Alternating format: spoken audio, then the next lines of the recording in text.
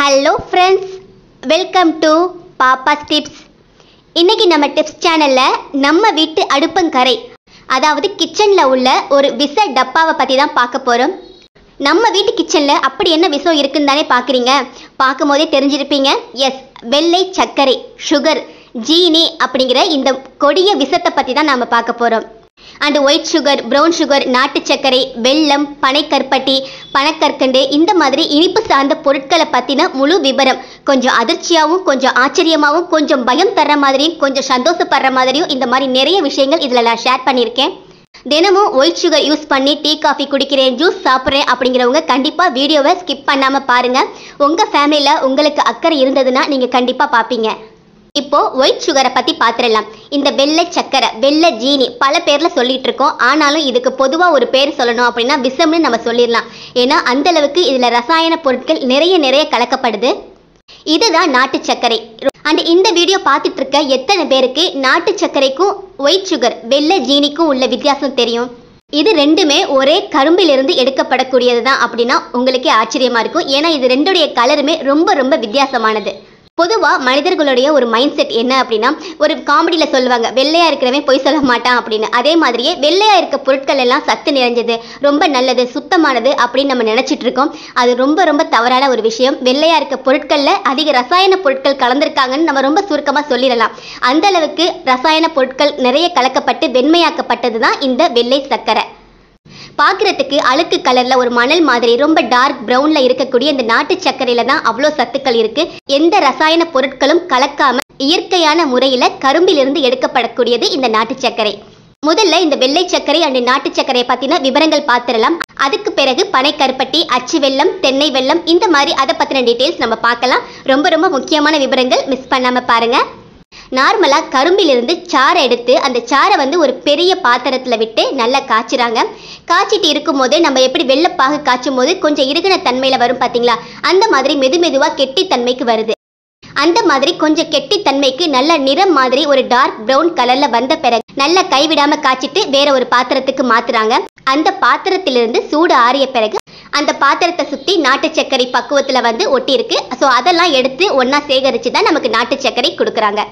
இந்த மாதிரி தயாரிக்கப்படும் நாட்டு சர்க்கரையில் கொஞ்சம் சோடா உப்பும் கொஞ்சம் சுண்ணாமும் கலக்குறாங்க. ஏன்னா கரும்புகளை அவங்க சுத்தம் பண்ணி கழுவியெல்லாம் சாறு எடுக்க போகிறதில்ல, அப்படியே மிஷினில் விட்டு தான் சக்கை எடுக்கிறாங்க. ஸோ கரும்பில் உள்ள அந்த அழுக்கு அசடெல்லாம் எடுக்கிறதுக்காக அந்த பாகு காய்ச்சும் போது கொஞ்சமாக ஒரு 10 கிலோ கரும்பு சாருக்கு ஒரு 100 கிராம் அந்த மாதிரி அளவில் சுண்ணாம்பும் சோடா உப்பும் கலந்து செய்கிறாங்க. வேற எந்த ஒரு ரசாயன பொருளும் இதில் கலப்பது கிடையாது. அண்ட் இந்த மாதிரி ரொம்ப இயற்கையான முறையில் செய்யக்கூடிய நாட்டு சர்க்கரையை அப்படியே கொடுத்தா இது அழுக்கு கலரில் இருக்குது, வேணான்னு தான் நம்ம ஒதுக்கி வச்சுட்டு இருக்கோம். நமக்கெல்லாம் தேவை ரசாயனம் கலந்த வெள்ளை சர்க்கரை தான். ஸோ அதனால் கரும்பு சாறை காய்ச்சும் போதே நிறைய ரசாயன பொருட்கள், கொடுமையான கெமிக்கல்ஸ் எல்லாம் கலந்து தான் இந்த வெள்ளை கலருக்கு கொண்டு வெள்ளை சர்க்கரை தயார் பண்ணுறாங்க.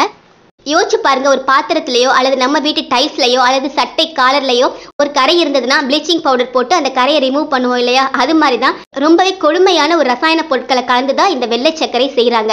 அந்த ரசாயனத்தை சாப்பிட்டா நம்மளுடைய வயிறு, குடல் எல்லாம் என்ன ஆகுறதுன்னு கொஞ்சம் யோசிச்சு பாருங்க. முழுக்க கரும்பு சாறால தயாரிக்கக்கூடிய நாட்டு சர்க்கரையோடைய விலை அதிகமாயிருக்கு. ஆனால் வெள்ளை சர்க்கரையோடைய விலை குறைவா இருக்கு. காரணம் என்ன தெரியுமா? நாட்டு சர்க்கரையில முழுக்க கரும்பு சாறு மட்டும்தான் இருக்கு. ஆனால் வெள்ளை சர்க்கரையில 10% மட்டும்தான் கரும்பு சாறு இருக்கு. மீதி 9% ரசாயன பொருட்கள் மட்டும்தான் இருக்கு. நாட்டு சர்க்கரைக்கும் வெள்ளை சர்க்கரைக்கும் உள்ள விலை வித்தியாசத்தை வச்சு நீங்களே இதை கண்டுபிடிக்கலாம். அது மட்டும் இல்லை, அந்த மாதிரி ரசாயன பொருட்கள் கலக்கக்கூடிய இந்த வெள்ளை சர்க்கரை ஆரம்பத்தில் ரொம்ப வெளிர் நிறத்தில் ரொம்ப வெண்மையாக இருக்குமா. கொஞ்சமாக நாளடைவில், அதாவது ஒரு 4 மாதம் 6 மாத காலத்தில் லேசாக பழுப்பு நிறம் கொண்டு வருமா. அந்த மாதிரி ஆன பிறகு இந்த வெள்ளை சர்க்கரையை நம்ம கண்டிப்பாக அவாய்ட் பண்ணணும், சாப்பிடக்கூடாதுன்னு சொல்கிறாங்க. ஏன்னா அதில் கலக்கப்பட்ட அந்த ரசாயன பொருட்கள் ஒரு 6 மாத காலத்துக்கு அப்புறம் வேறு மாதிரி ரியாக்ட் ஆகுமா. அது உடம்புக்கு ரொம்ப கெடுதி, நிறைய சைடு எஃபெக்ட் அதனால உருவாகுதுன்னு சொல்கிறாங்க. நாம் வாங்குற வெள்ளை சர்க்கரையில் எப்போவாவது தயார் பண்ண டேட்டும் எக்ஸ்பைரி டேட்டும் இருக்குதா? கண்டிப்பாக இல்லை. எப்போ தயார் பண்ணதுனே தெரியாமல் வாங்கி பயன்படுத்திக்கிட்டு இருக்கோம். ஒரு குறிப்பிட்ட கால அளவு சொல்கிறாங்க, 4 மாதம் அல்லது 6 மாதம் 8 மாதம்னு ஒவ்வொரு மாதிரி சொல்கிறாங்க. இருந்தாலும் ஒரு குறிப்பிட்ட காலத்துக்கு மேலே பயன்படுத்தக்கூடாது அப்படிங்கிற இந்த வெள்ளை சர்க்கரையில் எக்ஸ்பைரி டேட் இல்லைங்கிறது ஒரு மிகப்பெரிய அதிர்ச்சியான விஷயம். இவ்வளவு பிரச்சனை உள்ள இந்த வெள்ளை சர்க்கரையை தான் நம்ம தினம் டீ, காஃபி, ஜூஸ்லேருந்து சாப்பாடு, இனிப்பு பொருட்கள், இப்படி நிறைய விஷயங்களுக்கு பயன்படுத்திக்கிட்டு இருக்கோம். இதில் ரொம்ப கொடுமையான விஷயம், பிறந்த குழந்தைக்கு கூட பால் ஆற்றும் போது முதல் நாளே இந்த வெள்ளை சர்க்கரை தான் கொடுக்குறோம். விஷம் மாதிரி உள்ள இந்த வெள்ளை சர்க்கரை தான் கொடுக்குறோம் அப்படிங்கிறது ரொம்பவே அதிர்ச்சி தரக்கூடிய ஒரு விஷயம். ஸோ தயவு செஞ்சு யாரெல்லாம் வெள்ளை சர்க்கரை பயன்படுத்திட்டு இருக்கீங்களோ இப்பவே உங்க டப்பாவை அப்படியே எடுத்து குப்பையில போட்டுருங்க. இனிமே அந்த விஷப்பொருள் நம்ம வீட்டு கிச்சன்ல இருக்க வேண்டாம். அதுக்கு பதிலாக இயற்கையான முறையில் செய்யக்கூடிய எந்த ரசாயனமும் கலக்காத நாட்டு சர்க்கரையை நீங்கள் பயன்படுத்தலாம். உடம்புக்கு ரொம்ப ரொம்ப நல்லது. நாட்டு சர்க்கரையிலும் நிறைய கலப்படம் இருக்குன்னு சொல்கிறாங்க. ஸோ நீங்கள் இவ்வளோ சந்தேகப்படக்கூடிய இந்த விஷயத்தில் டைரெக்டாக உங்கள் ஊர் பக்கம் கண்டிப்பாக ஒரு கிராமத்தில் சொந்தமாகவே நாட்டு சர்க்கரை செஞ்சுட்டு இருப்பாங்க. ஸோ அங்கே போய் நீங்கள் டைரெக்டாக வாங்கி பழக்கப்படுத்திக்கங்க. நம்ம குடும்பத்துடைய ஆரோக்கியம், நம்ம குழந்தைங்களுடைய ஆரோக்கியம் நம்ம கையில் தான் இருக்குது. ஸோ அலுப்பு பார்க்காம கண்டிப்பாக உங்கள் வீட்டு பக்கம், உங்கள் ஊர் பக்கம் எங்கே தயார் பண்ணுறாங்கன்னு கண்டுபிடிச்சு அங்கே போய் டைரெக்டாக நீங்கள் வாங்கி பழகுங்க. இன்னொரு முக்கியமான விஷயம், நிறைய பேருக்கு இந்த சந்தேகம் உண்டு, நாட்டு சர்க்கரையும் ப்ரௌன் சுகரும் ஒன்று தானா அப்படின்ட்டு. நாட்டு சர்க்கரை நம்ம விவசாயிகளே அவங்க கைப்பட எந்த கெமிக்கலும் இல்லாமல் செய்கிறத நாட்டு சர்க்கரைன்னு சொல்கிறோம்.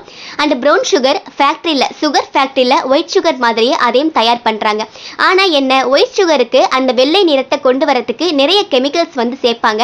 ஆனால் இந்த ப்ரௌன் சுகருக்கு அந்த மாதிரி கெமிக்கல் சேர்க்காம நார்மலாக கரும்புச்சாறுலேருந்தே அந்த சுகர் ஃபேக்ட்ரியில் வந்து செய்கிறாங்க. இதுதான் நாட்டு சர்க்கரைக்கும் இந்த ப்ரௌன் சுகருக்கும் உள்ள வித்தியாசம்.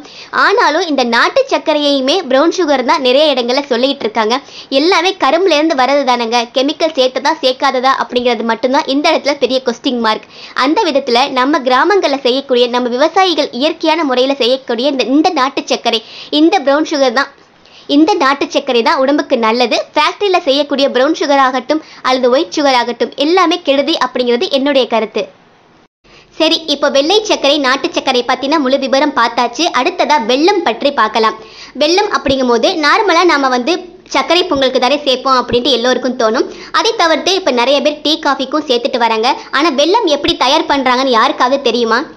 நாம் இப்போ பார்த்த கரும்புலேருந்து எடுக்கக்கூடிய நாட்டு சர்க்கரை இருக்கு இல்லையா, அதே மாதிரி தான் கரும்புலேருந்து சாறு எடுத்து அதை நல்லா காய்ச்சி அதை அப்படியே ஆற வச்சு பவுடர் மாதிரி பக்குவத்தில் எடுத்தாங்கன்னா நாட்டு சர்க்கரை. கரும்பு சாரை காய்ச்சிய உடனேயே அச்சுகளில் ஊற்றுனாங்கன்னா, அதாவது அச்சு வெல்லம், அந்த அச்சில் ஊற்றி தான் அச்சு வெல்லம் செய்கிறாங்க. ஸோ கரும்பிலிருந்து எடுக்கப்படக்கூடியது தான் இந்த நாட்டு சர்க்கரை, அச்சு வெல்லம் அண்டு வெள்ளை சர்க்கரை. இது மூணுமே கரும்பிலிருந்து எடுக்கக்கூடியது தான். அண்டு வெள்ளை கற்கண்டுகளும் அந்த கரும்பு, அந்த வெள்ளை சீனியிலேருந்து எடுக்கக்கூடியது தான். ஸோ இந்த பொருட்களுக்கெல்லாம் பேஸ் வந்து அந்த கரும்பு தான். இப்போ ஓரளவுக்கு உங்களுக்கு புரிஞ்சிருக்கும் நம்புறேன். வெள்ளை சர்க்கரையை அவாய்ட் பண்ணுறவங்க நாட்டு சர்க்கரை அல்லது அச்சு வெல்லம் ரெண்டையுமே நீங்கள் தாராளமாக பயன்படுத்தலாம். அண்ட் இன்னொரு முக்கியமான விஷயம், இதுலயும் நிறைய கலப்படம் இருக்கு அப்படின்ட்டு ஒரு சில இடங்கள்ல கேள்விப்பட்டுட்டு இருக்கோம். அச்சு வெல்லம் இந்த மாதிரி நல்ல டார்க்கா இருக்கணுமா, டார்க்கா இருந்தாதான் அது அச்சு வெல்லம். அதை தவிர்த்து கொஞ்சம் வெளிர் கலர்ல இருக்கும், ரொம்ப லைட் கலர்ல இருந்தது அப்படின்னா அது சர்க்கரையிலிருந்து இன்னும் சில ரசாயன பொருட்கள், பூச்சிக்கொல்லி எல்லாம் கலந்து வந்து அந்த அச்சு வெல்லத்தை தயாரிக்கிறாங்க. ஸோ அது உடம்புக்கு ரொம்ப ரொம்ப கெடுதியான ஒரு விஷயம்னு சொல்றாங்க. ஸோ அச்சு வெல்லம் வாங்குறதா இருந்தால் இந்த மாதிரி டார்க் கலரில் இருக்கிறதா பார்த்துக்கங்க. லைட் கலரில் இருக்கிறது பெரும்பாலும் அதில் வந்து கலப்படம் இருக்கும் அப்படின்ட்டு சொல்கிறாங்க. இப்போ அடுத்ததாக ரொம்பவே முக்கியமான ஒரு விஷயம், பனை வெல்லம். அதாவது இதை கருப்பட்டி அப்படின்னு சொல்லுவாங்க. உடம்புக்கு ரொம்ப ரொம்ப நல்லது. கரும்பிலிருந்து எடுக்கக்கூடிய இனிப்பு வகைகள், நாட்டு சர்க்கரை, அச்சு வெல்லத்தை விட இந்த பனை வெல்லம், கருப்பட்டி வந்து உடம்புக்கு ரொம்ப ரொம்ப நல்லதுன்னு சொல்கிறாங்க. அது மட்டும் இல்லை, பனை மரத்துடைய நன்மைகள், அதுக்கு நமக்கு கொடுக்கக்கூடிய நிலத்தடி நீர், இந்த மாதிரி நிறைய விஷயம் சொல்லலாம். ஸோ அதிலிருந்து கிடைக்கக்கூடிய இந்த பனை வெல்லம் உடம்புக்கு ரொம்ப ரொம்ப நல்லது. அண்டு பனை மரத்தில் மட்டும்தான் இந்த மாதிரி கருப்பட்டி எடுப்பாங்களா அப்படின்னா அதுவும் கிடையாது. தென்னை மரத்துலேருந்தும் இந்த மாதிரி கருப்பட்டி எடுக்கிறாங்க. அது நிறைய பேருக்கு தெரியறதில்ல. கருப்பட்டி அப்படின்னாவே பனை வெல்லம், பனை மரத்துலேருந்து எடுக்கிறதா நினச்சிட்டு இருக்காங்க. ஸோ தென்னை மரத்துலேருந்தும் இந்த மாதிரி கருப்பட்டி செய்கிறாங்க. சரி, இது எப்படி செய்கிறாங்க அப்படின்னா ஒரு சிலருக்கு தெரிஞ்சிருக்கும், இருந்தாலும் சொல்கிறேன். பனை மரத்துலேருந்து வரக்கூடிய பதநீர் இருக்கு இல்லையா, அதை வந்து காய்ச்சிறாங்க. அதை காய்ச்சி இந்த மாதிரி அச்சுகளில் ஊற்றுறாங்க. இதுவும் 100% ரொம்ப இயற்கையான முறையில் தயார் பண்ணுறது தான். உடம்புக்கு ரொம்ப ரொம்ப நல்லது, ரொம்ப ஆரோக்கியமானது.